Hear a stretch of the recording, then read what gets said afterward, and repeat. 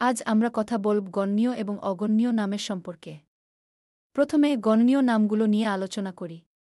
গণনীয় নাম হল সেই নামগুলো যেগুলো আমরা সংখ্যা দিয়ে গুনতে পারি। যেমন একটি আপেল, দুটি বই, তিনটি পেন। এগুলোকে আমরা সংখ্যা দিয়ে প্রকাশ করতে পারি। এখন কিছু উদাহরণ দেখি। ধরুন বই উ। যদি বলি দুটি বই তাহলে এটা গণনীয় নাম। কিন্তু যদি বলি বই পড়া তখন সেটা অগণনীয় নাম হয়ে যায়। কারণ এখানে বইয়ের সংখ্যা নেই, বরং বইয়ের বিষয়বস্তু বোঝানো হচ্ছে। এখন অগণনীয় নামের দিকে নজর দিই। অগণনীয় নাম হল সেই নামগুলো যেগুলোকে আমরা সংখ্যা দিয়ে গুনতে পারি না। যেমন পানি, চিনি, দুধ। আমরা বলি কি 1 কাপ পানি বা 2 চামচ চিনি, কিন্তু আমরা কখনো বলি না কি 1 পানি বা 2 দুধ। এখন চলুন কিছু উদাহরণ দেখি। দুধকে একটি অগণনীয় নাম। যদি বলি দুধের গ্লাস, তাহলে এটা বোঝায় যে আমরা দুধের পরিমাণ নিয়ে কথা বলছি।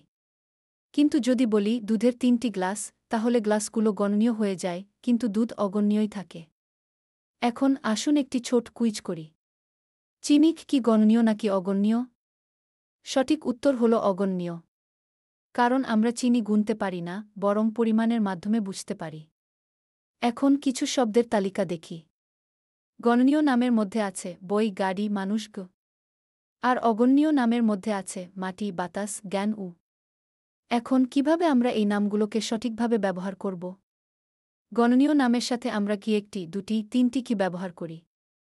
আর অগণনীয় নামের সাথে আমরা কিছু, অনেক, একটু কি ব্যবহার করি? যেমন কিছু পানি, অনেক দুধ। এখন চলুন আবার একটি কুইজ করি। জ্ঞান কি গণনীয় নাকি অগণনীয়? সঠিক উত্তর হল অগণনীয়। কারণ জ্ঞানকে আমরা সংখ্যা দিয়ে গুনতে পারি না, বরং এর পরিমাণ বোঝাতে পারি। এখন আমরা গণনীয় এবং অগণনীয় নামের মধ্যে পার্থক্য বুঝতে পারছি। মনে রাখবেন, গণনীয় নাম সংখ্যা দিয়ে গুনতে পারি, কিন্তু অগণনীয় নাম সংখ্যা দিয়ে গুনতে পারি না। এখন আপনারা কি প্রস্তুত? চলুন কিছু উদাহরণ নিয়ে কাজ করি। একটি আপেল, দুটি কলা, কিছু দুধ। এগুলোকে সঠিকভাবে ব্যবহার করতে শিখুন এবং আপনার ভাষার দক্ষতা বাড়ান। এখন আপনারা কি বুঝতে পেরেছেন? গণনীয় এবং অগণনীয় নামের এই পার্থক্যগুলো আমাদের দৈনন্দিন জীবনে খুবই গুরুত্বপূর্ণ। সঠিকভাবে ব্যবহার করলে আমাদের ভাষা আরও সুন্দর হবে।